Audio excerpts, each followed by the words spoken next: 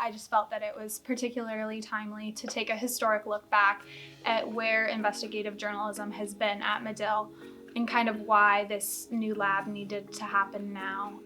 Hi, my name is Clare Proctor. I'm a junior at Northwestern, and I'm a reporter for the Daily Northwestern.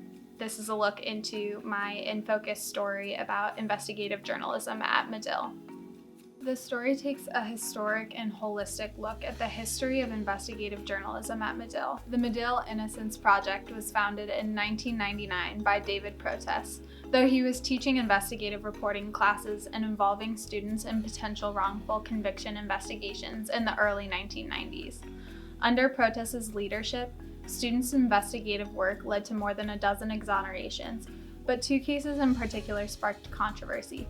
Anthony McKinney was convicted of murder in 1978, but some of Protess's students who were investigating the case obtained a confession from a man named Anthony Drake in 2004. Instead of leading to McKinney's release, 5 years later, in 2009, the Cook County State's Attorney's Office issued a subpoena for the students' notes, emails, grades, videos, and other items.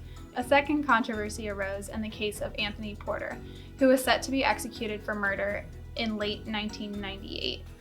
Investigations by Protess, his students, and private investigator Paul Cialino ultimately led to Porter being pardoned, but Alstory Simon, the man who confessed to the crime Porter had previously been convicted of, had the charges against him vacated in 2014 after recanting his confession and claiming he'd been coerced by Cialino. He filed a lawsuit, which was settled in 2018. Alec Klein took over the program at Medill, which was rebranded as the Medill Justice Project in 2012, and again led to several more exonerations. But in February 2018, 10 former Medill students and employees wrote a letter to university administrators accusing Klein of, quote, harassing and, quote, predatory behavior. And about a month later, 19 new women reached out to the group, who call themselves Medill Me Too, with their own experiences. Northwestern University professor accused of inappropriate conduct is taking a leave of absence. Klein went on leave that February and voluntarily resigned in August of that year. Medill continued with the Justice Project, with professors stepping in to continue the course.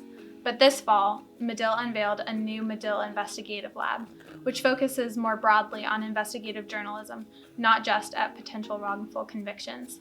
Debbie Sensifer, a Pulitzer Prize-winning investigative journalist who writes for The Washington Post, is now Medill's Director of Investigative Reporting, and with this new lab comes more flexibility. The new Investigative Lab is going to be offered as a 20-week course with one former student who I spoke to who participated in the Justice Project, who shared a story about there was a key alibi witness. They had been doing everything they could to try to track down this witness, but were not successful.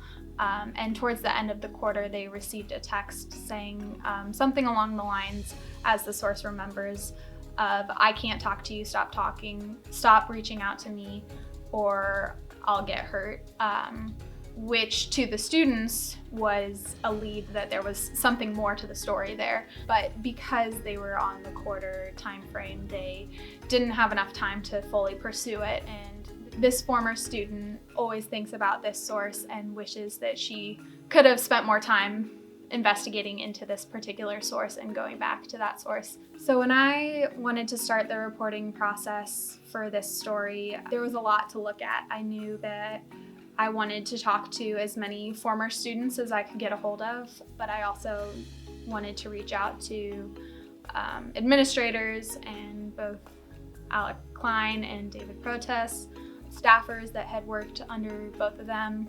I reached out to women who authored the letter of the Medill Me Too. There were a lot of pieces to this puzzle, and I strive to do my best to represent as many different perspectives as I could, to make as many voices heard as I could.